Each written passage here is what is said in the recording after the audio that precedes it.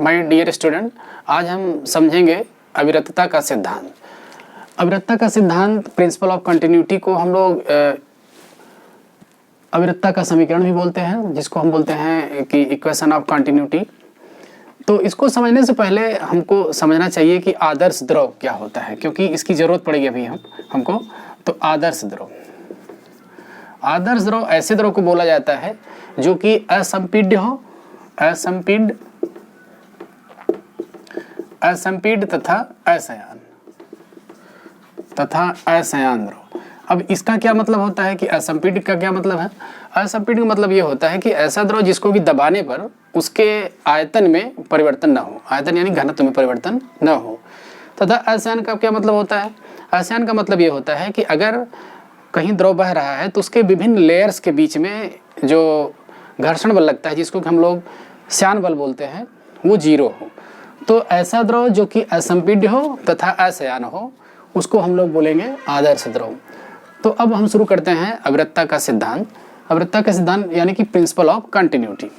इसमें यह बताया जाता है कि अगर किसी असमान परिच्छेद वाली नली में कोई द्रव बहता है तो उसमें एरिया, क्रॉस सेक्शनल एरिया यानी कि ए, और जिस वेग से द्रव इसमें एंट्री कर रहा है उसका गुणनफल नियत होता है। इसी बात को हम लोग समझेंगे। Means cross sectional area multiplied by velocity is equal to constant. तो हम यहाँ पर माने अगर कि मान लिया कि जो एक सिरा P होता है, दूसरा सिरा Q होता है, और इस पहले सिरे P का क्रॉस सेक्शनल एरिया A1 है और दूसरा सिरा जो है उसका क्रॉस सेक्शनल एरिया A2 होता है। यहाँ से जो द्रव एंट्री कर रहा है उसका वेग V1 वेग से द्रव एंट्री कर रहा है। यहाँ से जो द्रव निकल रहा है V2 वेग से निकल रहा है। तो हम यह माने कि एकांक समय में कितना द्रव इसमें एंट्री कर जा रहा होगा, तो उसको हम बताएंगे कि मतलब P वाले पार्ट से, यहाँ पे लिखे हम P वाले भाग से, P वाले पार्ट से जो द्रव एंट्री कर रहा है उसका आयतन लिखेंगे हम लोग A1 V1। क्लियर है? कैसे पता? हम लोग जानते हैं कि जो आयतन होता है वो पाई आर स्क्वायर एच, क्योंकि ये पाइप है, बेलनाकार मानेंगे हम, पाई आर स्क्वायर एच। तो ये पाई आर स्क्वायर जो लिख दिया गया, ये तो एरिया हो गया, ए हो गया, और एच क्या है? दूरी इक्वल टू होता है, एच मतलब दूरी, यहाँ पे लिखा है हाइट है, तो दूरी इक्वल टू चाल गुणे समय होता है, समय। तो चाल यहाँ पर हम V1 ले रहे हैं, V1, और समय एकांक ले रहे हैं तो 1 लिखेंगे, तो एच की जगह पर V लिख देंगे तो कोई गलती नहीं होगी हमसे, इसका मतलब। तो यहाँ पर ये कितना आयतन एंट्री कर दिया, ये A1 V1 होगा, किस वाले पार्ट से? P वाले पार्ट से। और अब हम बात करें कि कितना द्रव्यमान एंट्री कर गया P वाले पार्ट से, P वाले भाग से कितना द्रव्यमान एंट्री कर दिया, तो द्रव्यमान बराबर यहाँ पर आयतन इंटू घनत्व कर लेंगे हम। तो यम1 कर दें अगर इधर से हम यम1, अगर माने कि जो इसमें द्रव फ्लो कर रहा है उसकी डेंसिटी रो है, क्योंकि असंपीड्य तथा असंयान है, घनत्व तो बदलना नहीं है, तो हम क्या करेंगे, इसमें रो से गुणा कर देंगे। तो ये P वाले भाग से जो द्रव एंट्री कर रहा है उसका द्रव्यमान हो गया।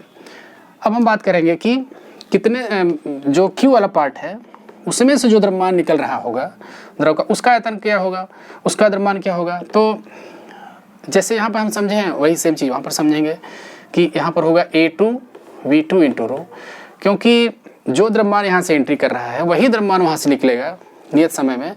तो हम क्या करेंगे, दोनों भाग बराबर होंगे, तो लिखेंगे यम1 इक्वल टू यम2। तो यहाँ पे लिख देंगे हम लोग A1 V1 into rho equal to A2 V2 into rho. तो यहाँ से हम देखेंगे कि A1 V1 equal to A2 V2 आता है। ऐसे ही कोई भी हम क्रॉस सेक्शन करके देखें, मान लीजिए बीच में करके देखना चाहेंगे ऐसा ये पार्ट, तो मान लीजिए यहाँ पर A3 क्रॉस सेक्शनल एरिया रहा हो, वेग V3 रहा हो, तो ऐसे यहाँ भी लिख सकते हैं हम लोग। तो ऐसे किसी भी भाग पर हम क्रॉस सेक्शन करके देख सकते हैं। तो इस तरह से जो ये आता है नियत आता है। तो हम कह सकते हैं कि किसी असमान परिच्छेद वाली नली में अगर कोई असंपीड्य असंयान यानी कि आदर्श द्रव फ्लो कर रहा है तो उसके किसी भी भाग में क्रॉस सेक्शनल एरिया, किसी भाग नली के किसी भाग पर क्रॉस सेक्शनल एरिया और वेलोसिटी का गुणनफल नियत होता है। तो इसको हम लोग बोलते हैं प्रिंसिपल ऑफ कंटिन्यूटी, या कहते हैं हम लोग कि अवृत्तता का सिद्धांत, या इसको समीकरण के रूप में लिखते हैं हम लोग कि अवृत्तता का समीकरण, इक्वेशन ऑफ कंटिन्यूटी। एक न्यूमेरिकल देखें हम इसमें, एक पाइप के एक सिरे की त्रिज्या 4 सेंटीमीटर तथा जल का वेग 5 मीटर प्रति सेकंड है। नली के दूसरे सिरे पर टोटी लगी है जिसकी त्रिज्या 2 सेंटीमीटर है तथा छिद्र से निकलने वाले द्रव का वेग क्या होगा। अब आपको बताना है कि छिद्र से द्रव निकल रहा है तो उसका वेग क्या होगा। तो प्रश्न में पहले हम लिखेंगे दिया गया क्या है, दिया है यहाँ पर 2 साइड मानते हैं हम। एक साइड में जो त्रिज्या दी गई है पाइप की, यहाँ पर हम पाइप को बेलनाकार मान के चलते हैं। आर दिया गया है 4 सेंटीमीटर, यानी कि इसको लिख लेंगे हम 4 × 10⁻² मीटर, आर हो गया। और इसी सिरे पर जो द्रव का वेग है इसको v1 लें अगर हम, तो इसका मान दिया गया है 5 मीटर प्रति सेकंड। दूसरा सिरा लेते हैं हम, दूसरे सिरे पर टोटी लगी है और उसकी त्रिज्या दिया गया है r2 = 2 सेंटीमीटर, यानी 2 × 10⁻² मीटर। तो आपको बताना है कि इस टोटी से निकलने वाले द्रव का वेग क्या होगा। तो मान लेते हैं कि v2 होगा। तो अविरतता के सिद्धांत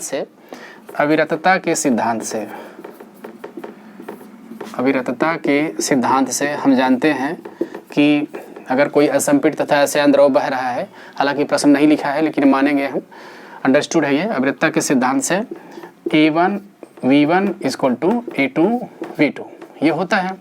तो हम मान रखेंगे ये एरिया है, क्रॉस सेक्शनल एरिया, तो यहाँ पर होगा πr1² × V1 = πr2² × V2। तो पाई कैंसिल होगा, जान ही रहे हैं हम, पाई कैंसिल हो जाएगा। r1 का मान दिया गया है 4 × 10⁻² का होल स्क्वायर इंटू v का मान दिया गया 5 = सेकंड साइड में दिया गया है r2 का मान 2, तो 2 × 10⁻² इंटू होल स्क्वायर हो जाएगा इसका, और मल्टीप्लाई किया जाएगा वेलोसिटी से v2 से। तो इसको हम सॉल्व करें अगर, तो देख रहे हैं कि 10⁻² होल स्क्वायर है, ये कैंसिल हो जाएगा। यहाँ पे आएगा 16 × 5 = 4 × v2। तो यहाँ से देखेंगे v2 = आएगा 4 4 जा हो जाएगा, यहाँ पर 20 आएगा, 20 मीटर प्रति सेकंड।